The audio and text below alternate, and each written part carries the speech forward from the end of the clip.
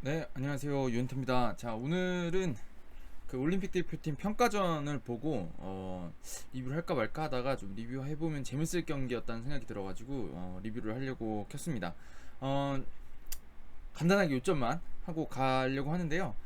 지금까지 제가 이제 올림픽 대표팀 리뷰를 해본 적은 별로 없는 것 같아요. 그 이유는 왜 그러냐면 워낙 변화가 계속 많았고 계속 변화가 있어왔던 팀인데다가 그 옥석 가리기라고 하는 게 굉장히 많았잖아요. 그러다 보니까 일관된 전술이라던가 어떤 전략이나 또 그다음에 정해진 멤버가 거의 없는 상태였기 때문에 사실상 리뷰하는 게 그렇게 큰 의미가 없다고 생각해가지고 많이 이렇게 안 했던 거거든요. 근데 이번은 이제 정작 본선이 다가와 있는데다가 뭐 멤버도 확정돼 있죠. 그런 상황이기 때문에 어느 정도는 실전에 가까운 형태를 보여줄 거라고 생각했었는데 나름대로 좀 재밌는 점들이 있어가지고 그 얘기를 좀 하려고 켰고요. 어, 일단 제가 느낀 거는 그거였어요. 아, 김옥범호가 내려서지 않겠구나. 월드컵에서 아니 올림픽에서도.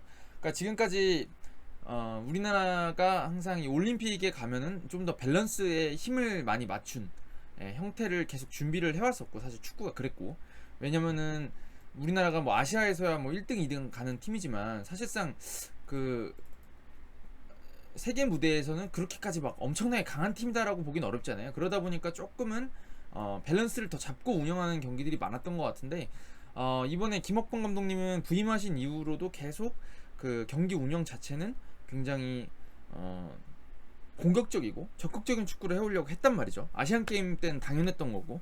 그런 데서 이제 지금 제가 생각했던 거는 올림픽 본선에 가면 그때 가서도 이렇게 할까라는 게 좀 궁금했었는데 오늘은 확인해 보니까 그렇게 할 수 있겠구나라는 생각이 들더라고요. 그 얘기를 좀 해드리려고 합니다. 그다음에 이제 조금 몇몇 선수들에 대한 궁금해하실 만한 만약에 이제 이게 라이브였으면은 여러분들이 질문을 주셨을 것 같은 그 몇몇 선수들에 대한 평가 이 정도 하고 가면 되지 않을까 싶습니다. 개인적으로는. 그러니까 지금 빨리 한번 얘기를 한번 해보도록 할게요. 자, 일단 기본적으로 오늘 전반하고 후반의 운영이 좀 달랐다고 봐야 돼요. 일단 아르헨티나 굉장히 강한 팀인 건 사실이잖아요. 뭐 이제 이 팀도 지금 본선을 준비하고 있는 팀이니까 허투루 나오진 않았을 것이고 강한 팀인데 지금 전반전에 보시면 김학범호가 앞에서 싸우기를 선택했습니다. 공격 전개 자체는 뒤에서 돌리는 것도 뭐 좀 해보려고 했지만 어찌됐든 아르헨티나도 강하게 압박을 거니까 거기서 이제 실수가 나오면서 1실점을 먼저 선제 실점을 했죠. 근데 이제 그게 제가 보기에는 또 같은 방식으로 갚아줬다고 보면 돼요. 이제 설령우 선수가 그 득점 장면, 이동경의 득점 장면 전에 보면 좋았던 게 이제 설령우 선수가 측면에 있는 선수를 빠르게 압박하면서 거리가 꽤 멀었는데 적극적으로 밀고 나오면서 그 돌지 못하게 만들어 놓고 그걸 중앙 쪽으로 이제 어떻게 보면 패스기를 나갈 수 있게 해줬는데 이제 풀백 쪽에서 올라오다 보니까 그거를 이제 김동현 선수가 끊어내면서 순간적으로 다시 설령우 이동경한테 들어가면서 완벽하게 공간이 열린 장면입니다. 근데 이제 그게 제가 여러 번 말씀드렸지만 전방 압박을 당할 때는 그게 이제 굉장히 위험하게 찬스를 내주는 그런 그 빌미가 되기도 하지만 우리가 제대로 전방 압박을 할 수 있다 그러면 그거를 잘 상대로 괴롭힐 수 있는 장면이라는 걸 제대로 보여준 장면이었다고 생각해요. 그래서 이제 이동경 선수의 그 중거리 슛이 딱 들어가는 순간 아마 김학범 감독님께서는 뭐 아주 강하게 막 이제 뭐 이거밖에 없어 이렇게까지는 아니더라도 아 역시 되는구나 아르헨티나 정도 되는 팀 상대로도 우리 압박이 먹히는구나 라는 거를 좀 느끼지 않으셨을까라는 생각이 듭니다. 그리고 이제 이게 사실 따지고 보면 이게 뭐 그 장면에서만 김학범호가 쓸 그런 어떤 전방 압박이 그냥 뭐 간헐적으로 나온 거 아니냐 이렇게 생각하실 수도 있는데 사실 경기 전체적으로 전반 경기 전체적으로 좀 전방 압박은 자주 시도가 됐습니다. 그래서 지금 제가 여기서 좀 보여드리고 싶은 거는 잠시만요. 이 색깔을 조금 우리나라가 지금 유니폼 색깔 바꾼 거에 맞춰가지고 바꾸려고 그랬더니 카타르색이 나와버렸네요. 잠시만요. 빨간색으로 그냥 해야 되겠다. 빨간색으로 하겠습니다. 뭔가 어색해가지고 자 바둑알이 또 나올 차례가 된 것 같아요. 이거 왜 색깔이 이렇게 나오지?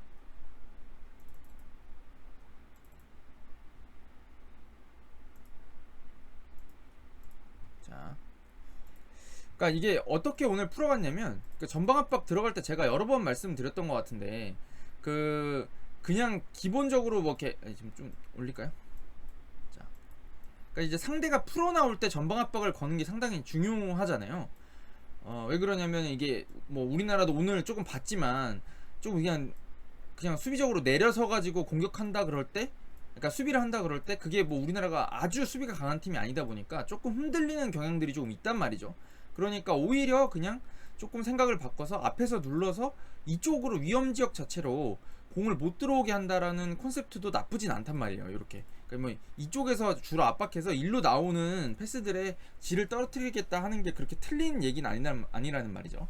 그런 상황인데 이제 오늘도 보시면 이동준 선수가 압박 들어갈 때가 좀 재밌었어요. 저는 이동준이 여기 딱 들어가고 그다음에 이동경이 뭐 이쪽을 견제하거나 이쪽 견제 정도 해주고 원두재가 이렇게 잡아버리면, 아이고, 요 정도 잡혀 이렇게 압박 라인을 딱 잡아버리니까 이 정도만 잡으면 돼요. 그러니까 제가 많이 말씀드리는 게 이쪽에서 방향이 전환됐을 때 이쪽을 딱 이동준이 카트를 딱 해주면서 이렇게 들어가면 압박 걸린다 그랬잖아요. 그래서 이런 장면들이 꽤 많이 나왔고, 이런 상황에서는 여기 들어오는 것만 카트를 잘 해주면 이쪽에서 풀려 나오면 큰일 납니다. 사실은 풀려 나오면 이쪽이 너무 넓어지는 경향이 있어가지고 반대쪽으로 가면 좀 위험해지는 경향들이 있는데, 이쪽에서 나름대로 커트를 잘 해줬고, 그 다음에 이게 뒤로 와서 롱킥이 나가는 장면들이 꽤 자주 나왔어요. 골키퍼 쪽에서 나가는 장면.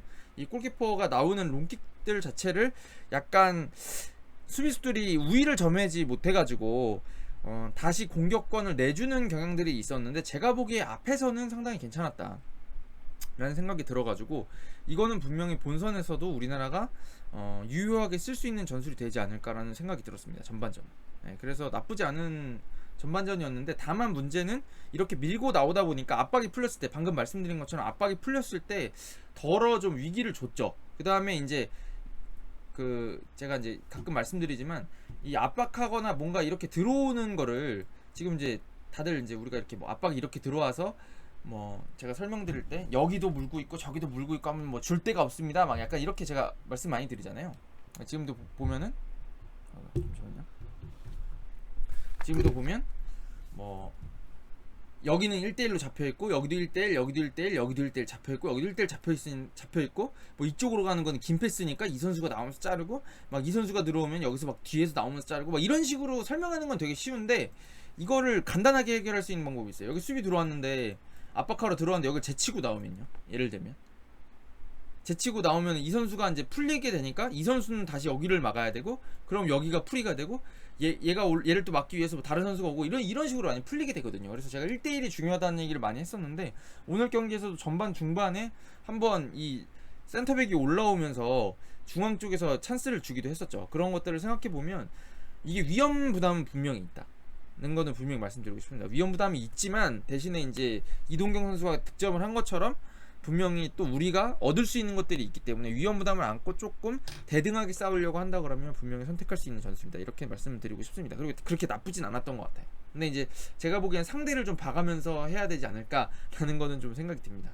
자, 그리고 후반전은 어떻게 보면 좀 제가 보기에는 이거는 뭐 김학봉 감독님 미리 먼저 골을 먹자 이런 식의 뭐 이런 어떤 계산을 했다는 게 아니라, 후반전에 좀 먼저 실점을 하게 되면서 그 다음에 좀 경기 운영이 재밌었어요.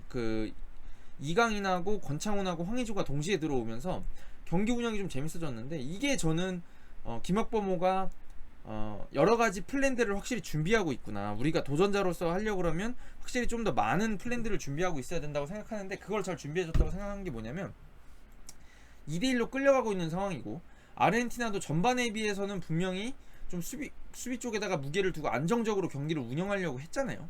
후반전에 이제 본인들이 리드를 잡고 워낙 날도 덥고 하니까.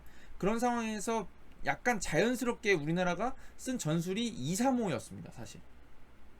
네. 이게 지금 뭐 설사커에서 한다 뭐 이런 얘기가 많았던 거긴 한데, 2-3-5 내지 뭐 2-4 약간 이런 느낌의 형태를 많이 줬는데, 이게 어떤 의미냐면, 원래 이제 포백이 이렇게 잡혀있고 원두재 선수가 여기 있고 우리가 이제 4-1-4-1 형태거나 아니면 이제 4-2-3-1, 전반에 뭐 4-2-3-1이 가까웠죠 사실. 이런 형태였는데, 이거를 어떻게 바꾸냐면은 양쪽 윙어인 권창훈하고 엄원상이 안으로 들어오고 이규현하고 김진야가 넓게 포진하고 여기를 자연스럽게 원두재 선수는 뒤에 있었으면서 이쪽에 서 있고, 그 다음에 여기를 정승원, 여기를 이강인, 그 다음에 이강인은 약간 자유롭게 움직이니까 여기 커버를 원두재가 이렇게 움직임에 따라서 해주는 형태를 많이 띄었는데, 그러니까 정승원 선수가 아까 전반전에 후반전에 보시면 약간 이런 위치 혹은 이런 위치까지 가 있는 걸 볼 수 있었는데 이거는 자연스럽게 빠진 공간을 메워주기 위해서 잠깐 가는 겁니다.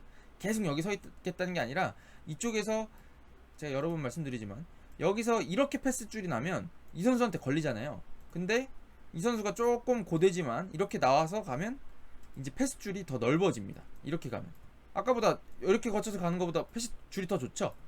그 다음에 여기 서 있을 때보다는 여기가 이제 좀 여유 있게 공을 다룰 수 있기 때문에 이런 장점이 있는데 대신에 이제 여기 이렇게 서 있으면은 공격적인 숫자가 부족해지잖아요. 그러니까 이쪽에서 공격하다가 떨어졌을 때 이쪽에서 싸움을 해줘야 되는 선수가 필요하니까 왔다 갔다 하는 거죠. 이런 식으로 많이 움직여주고 이강인 선수도 후방 쪽으로 많이 내려와주는 대신에 이제 권창훈과 엄원상이 중간에 좁혀주는 형태를 쓴 겁니다. 근데 이거는 누가 봐도 우리나라가 지고 있을 때 혹은 우리나라보다 좀 약한 팀들이 내려섰을 때에 특히나 이제 후반전쯤 가서 빨리 득점이 필요하고 이 팀 꼭 잡아야 되는데 지금 이게 쉽지가 않겠다라고 할 때 쓸 수 있는 전술이라는 생각이 들고요. 이거는 확실히 이강인 선수가 워낙 또 풀어주는 능력이 좋고 나름대로 이런 게 강하기 때문에 그런 능력을 살릴 수 있기 때문에 아닌가라는 생각이 듭니다. 사실 그런 좀 보관이 보였고요.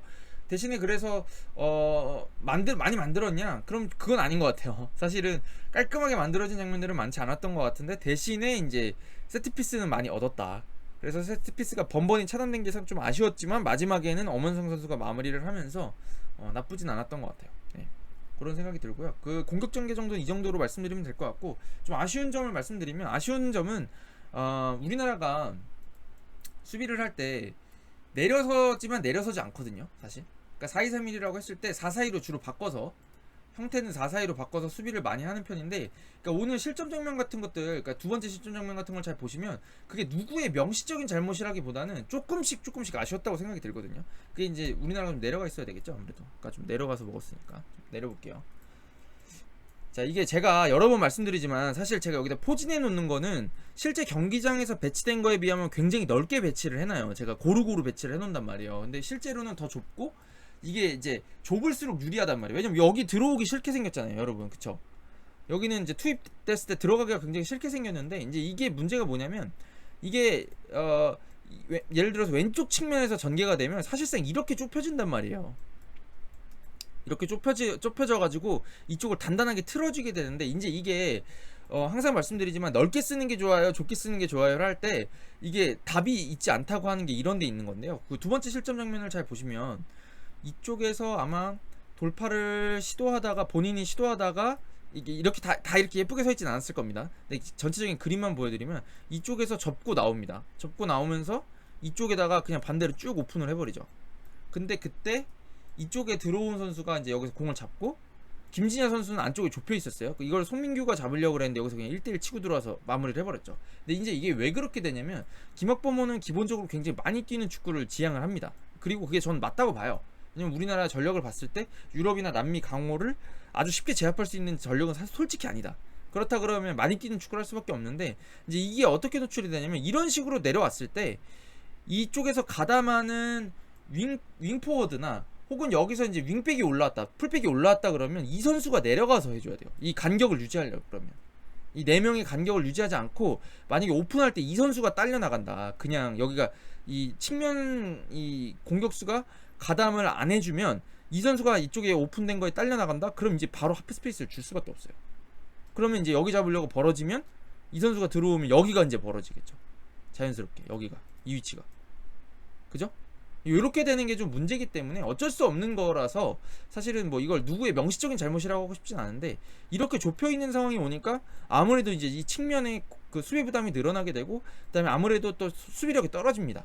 이 수비수들에 비해서는 그쪽에서 좀 위기가 나왔던 것 같은데 이게 잘해야 될 게 결국에 이제 아까 전방 압박 얘기랑 똑같은데 좌우로 흔들리면 안 돼요. 이게 말씀드린 것처럼 여기다가 그냥 꽉 잡아놨으면 여긴 너무 견고해요. 그래서 이쪽에서 커브 플레이도 굉장히 유리하게 할 수 있고 수비적으로 좋은데 이게 이제 하나 풀려나와서 전환이 돼버리면 이쪽에 너무 몰려있으니까 반대가 너무 넓어지는 거예요. 그러면은 넓어지니까 이거 커버하려고 나가다 보면 벌어진단 말이죠. 순간적으로. 그러니까 요거를 잘 컨트롤 해야 되지 않을까 싶어요. 그래서 압박 시도하는 건 좋은데 압박했을 때 풀리면 안 된다. 근데 이게 근데 진짜 어려운 문제인 게 많이 뛰어야 되고요. 그 다음에 우리가 개인 기량에서 너무 처지면 안 돼. 이거 1대1 돌파당하면 이게 답이 없어요. 네이마르 같은 애들이 있으면 뭐 그냥 압박이고 뭐가 안 되는 거죠 사실. 예, 그게 좀 중요했던 것 같고요. 그다음에 이제 몇몇 선수들 얘기를 좀 하고 가야 될 것 같아요. 특히 이제 와일드카드 얘기를 좀 하려고 그러는데 아무래도 권창훈 선수는 역시 클래스는 있다. 제가 좋게 본 거는 원터치 패스 타이밍이 진짜 좋아요. 그러니까 템포를 잡아먹지 않는 건 역시 권창훈은 축구를 잘 알아라는 느낌이 들었는데 개인적으로는 몸이 황의조 선수도 마찬가지고 아무래도 시즌을 마치고 있는 상황이라서 이게 뭐 게임 체력이라고 하잖아요. 그런 것들이 좀 많이 떨어져 있는 거는 좀 눈에 띄었던 것 같아요. 뭔가 움직임이 날카롭진 않은 것 같아요 아직. 그래서 조금 이제 한 경기 더 있으니까 몸도 올려가면서 좀 해야 될 것 같다는 생각은 좀 들었고요. 그다음 이제 하나 좀 중요한 자리가 김민재 선수 자리잖아요. 지금 와일드카드로 뽑아놨는데 오늘 못 나왔잖아요. 근데 이거는 지금 뭐 아무래도 베이징 쪽하고의 문제겠죠. 아마 그 차출 문제인 것 같은데 이게 지금 해결이 안 된다 그러면 조금 위험한 선택이 될 수도 있지 않을까라는 생각은 좀 하게 됐습니다. 사실은. 왜 그러냐면 지금 오늘 경기를 보니까 정태욱 선수는 뭐 좀 능숙하죠. 능숙한데 이제 제가 이제 김재우 선수가 항상 좀 불안하다고 생각하거든요. 김재우 선수가 들으면 무슨 개소리냐고 할 수도 있겠지만 제가 그렇게 생각하는 이유는 김재우 선수가 잘할 때 그러니까 장점이 되게 많아요. 높이도 좋고 키도 좋고 저돌적이고 발도 빨라요. 좋아요. 근데 이제 가끔가다 나오는 그 조금 실수들이라던가 가끔 그런 판단의 문제가 좀 아쉬울 때가 있거든요. 오늘도 사실은 첫 번째 골 장면에서 조금 더 나와도 되지 않았을까라는 생각이 좀 들었고 후반전에도 나가는 거 굳이 살려가지고 이게 위험한 찬스를 줄 뻔했어요. 근데 그게 이제 코너킥으로 연결이 되긴 돼가지고 큰 문제는 없었는데 그런 장면들을 조금 볼 때 이거 조금 라고 생각할 때가 좀 있었거든요 사실은. 그러다 보니까 김민재 선수가 조금 있는 게 아무래도 분명히 좋을 거는 맞는데 지금 아무래도 이게 될까 말까라고 한다 그러면 이게 조금 위험 부담이 될 수 있지 않을까라는 생각이 좀 듭니다. 교체가 어디까지 될지 모르겠는데 그런 생각이 좀 들어가지고 죄송합니다. 그런 쪽에서는 좀 수비에서 좀 리더가 있으면 좋겠다라는 생각은 좀 들었습니다. 자, 오늘 뭐 더 얘기 드릴 건 없는 것 같고요. 어찌됐든 우리나라가 지금 올림픽에서도 좋은 성적을 내고 싶어하는 건 분명한 것 같은데 이게 쉬운 무대는 아닙니다. 아시안 게임보다 분명히 쉬운 무대는 아닌데 나름대로 잘 준비를 하고 있는 것 같고 제가 이제 그 두 개의 축구를 보면서 전반의 축구랑 후반전의 축구가 좀 다르다고 좀 생각을 하는데 그때 이제 느낀 거는 그겁니다. 안 내려서겠구나. 올림픽 가서도 쉽게 내려서진 않겠구나 라고 하는 그런 점을 좀 본 것 같습니다. 그래서 저는 개인적으로 기대가 좀 되고요. 이렇게 좀 멋진 축구, 좀 공격적인 축구 하면서 성적 내는 거 좋은 것 같습니다. 저는 멋지게 도전하고 오길 바라겠습니다. 두 번째 경기, 한 경기가 더 있으니까 평가전 그거 보면서 좀 볼 수 있지 않을까요? 자, 오늘 여기까지 하겠습니다. 감사합니다.